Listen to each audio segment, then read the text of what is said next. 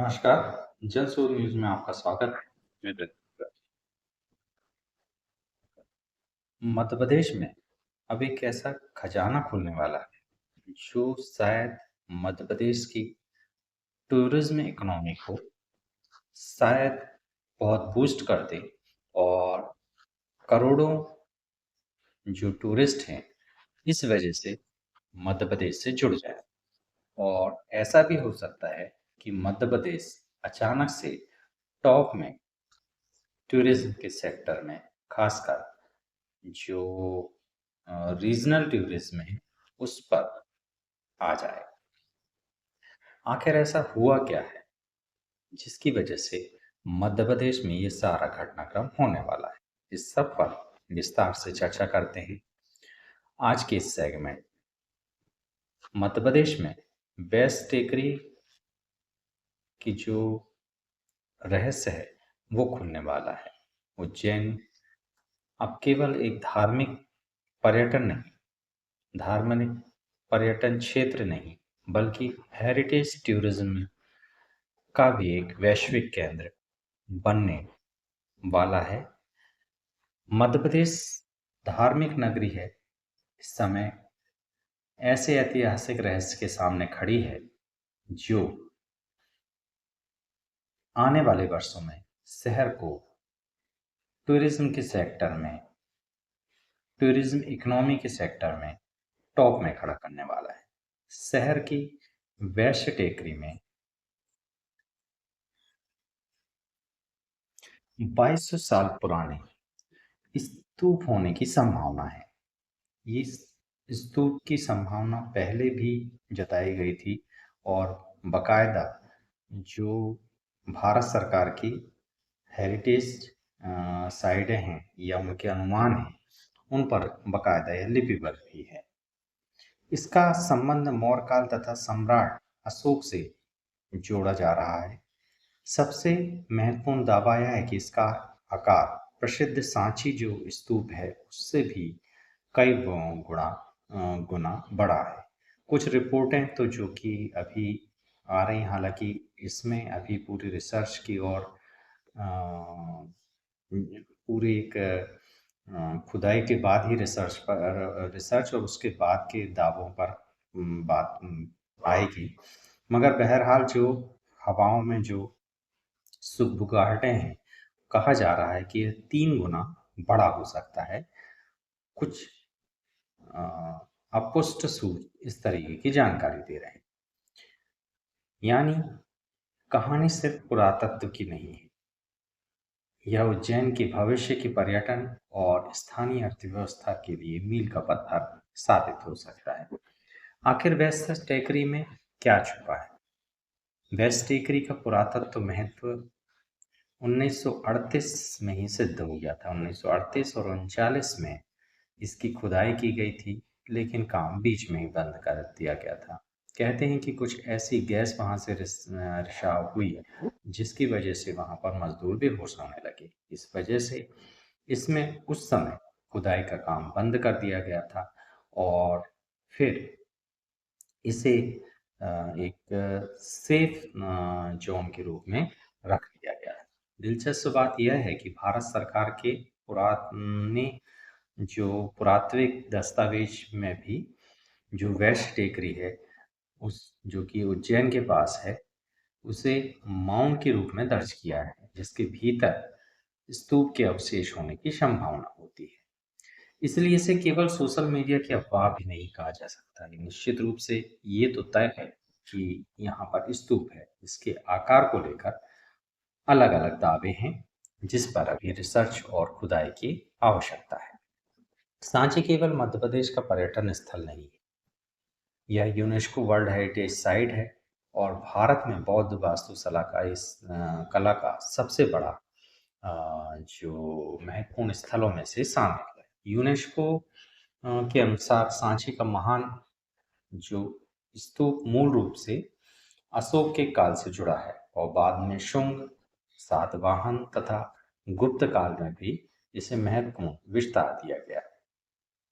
सांची के ग्रेट स्तूप यानी स्तूप 1 का जो आधार बताया जाता है वो 36.6 मीटर व्यास का और इसकी ऊंचाई 16.5 मीटर की बताई जाती है। मगर जो अ, अभी वैश्य टेकरी में निकलने वाला है, इससे 3 गुना बड़ा स्तूप निकलने की संभावना। आप सोच ही सकते हैं कि यह कितनी बड़ी कृति और कितनी बड़ी आकृति एक स्तूप की निकल कर आएगी।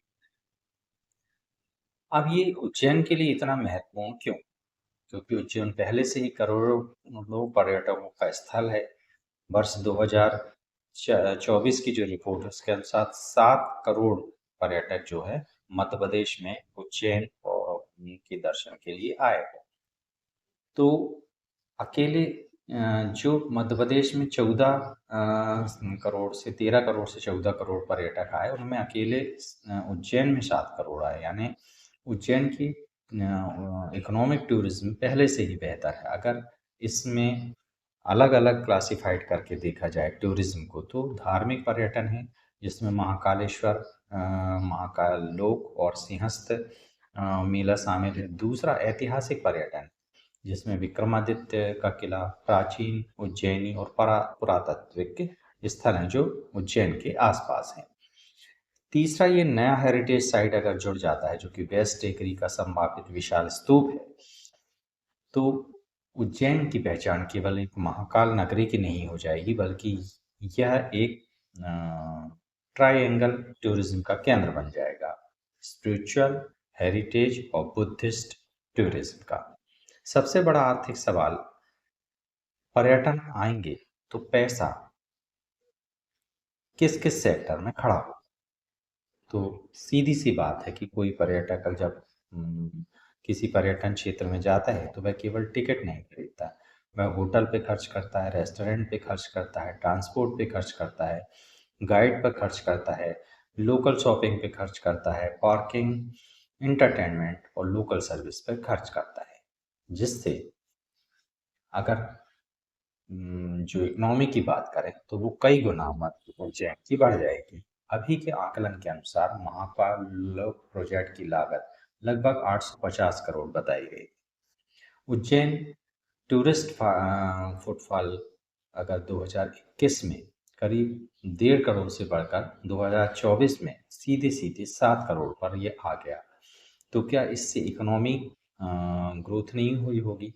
Municipal corporation revenue financial year 22 के अनुसार 221 करोड़ जो उस समय का रेवेन्यू था वो 2024 में बढ़कर सीधे 371 करोड़ का रेवेन्यू हो गया। आप सोच सकते हैं कि कितना बड़ा गैप और कितना बड़ा बूस्ट इस महाकाल लोक ने उज्जैन की नगरी को दिया है।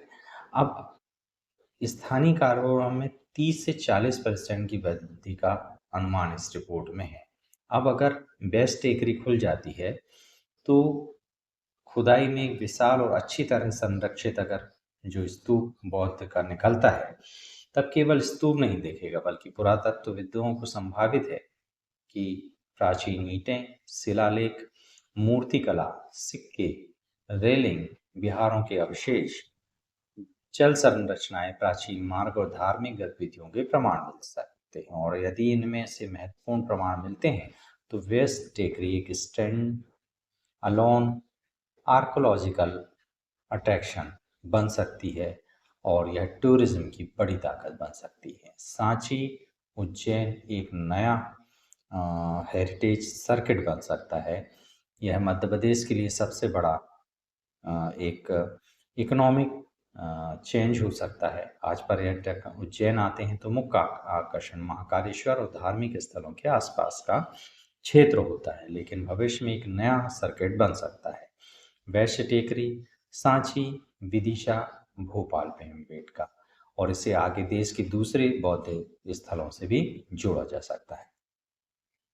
सिंहस्थ 2028 से पहले अगर ये खोज हो जाती है और कुछ महत्वपूर्ण निकल जाता है तो सरकार के सामने करोड़ों श्रद्धालुओं के लिए एक बड़ा सौगात हो सकती है।